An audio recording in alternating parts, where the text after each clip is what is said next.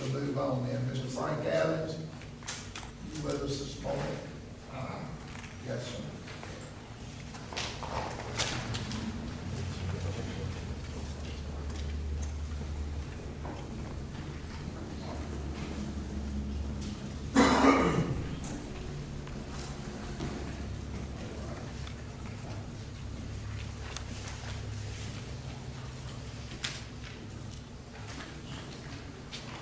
You didn't want me to have one. Oh, thank you, sir. That's sir. Good morning, gentlemen. I'm Tuscaloosa.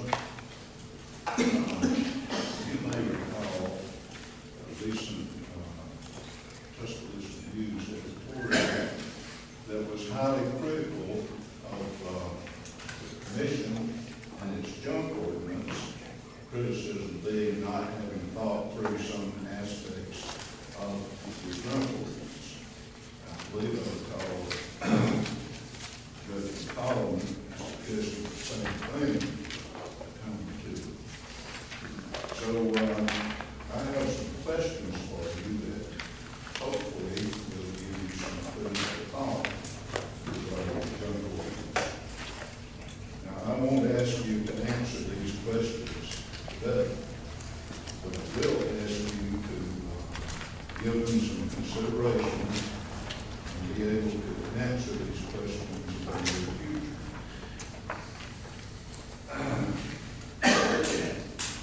Questions I've kind of divided into categories here. The first category is the citation process. Can a property owner be cited solely on the appearance of his property? Or must the citation include a verifiable health or safety issue? And if so, what will be the verifying agency? That's question number 2. Will citations ensue only from legitimate complaints, or will a code enforcement officer roam the county looking for citation opportunities? 3, how do you intend to avoid selective enforcement? Next category, complaints.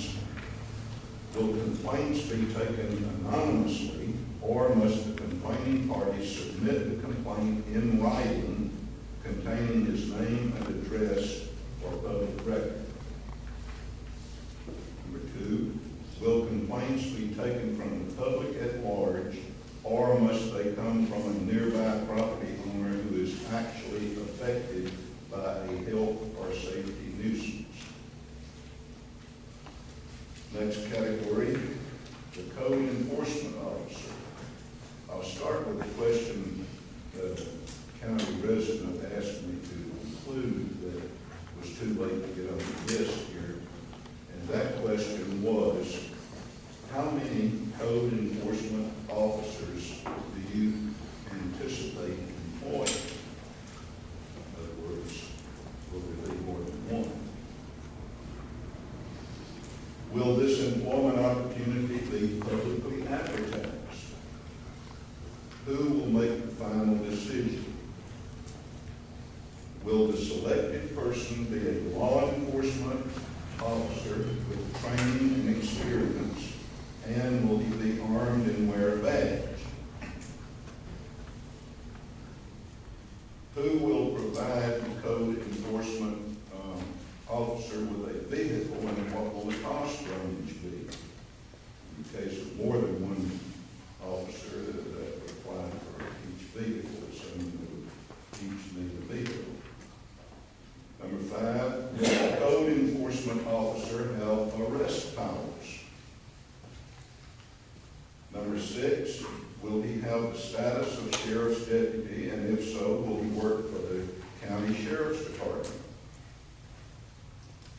Number 7, who will sign his paycheck? What funds will it be taken from, and what will the salary be? Next category, warrants. What court will officer on the private property?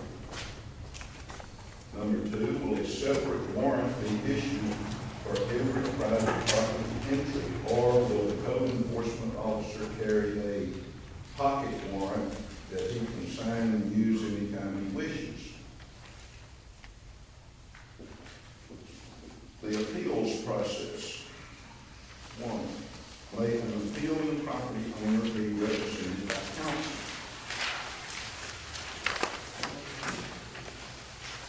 Two, who will hear the appeal? Three, where will appeals be heard? Four, if appeals are heard by one or more county commissioners, will they receive extra compensation for their time? For instance, we don't know how many appeals you will have, and it could take a couple of days or somebody's time. Number five, will all aspects of the appeal process be open to the public? That's category compliance. Who will decide when a cited property owner has met conditions of compliance? Will it be one or more commissioners? Or will it be the code enforcement officer who imposed the citation in the first place? Five, or will it be an impartial agent employed by the county commission? Six, will partial good faith compliance by the cited property owner more time, or will he be fined if compliance is judged to be incomplete? In other words, if somebody's trying to clean up their place under a citation, and time runs out, then consider giving them time. And I have a couple of conclusive questions. Did any of you have an example of property devaluation on the tax rolls resulting from the condition of an adjacent property? And I think that's an important question we should be talking about, because the tax rolls is a perfect place to see if property is being devalued. And the second conclusive question, do any of you know of a statutory law requiring the property owner to protect or enhance the value of its neighbor's property? Thank you, gentlemen. Thank you very much, Mr. Chairman. Make certain that we continue to monitor all these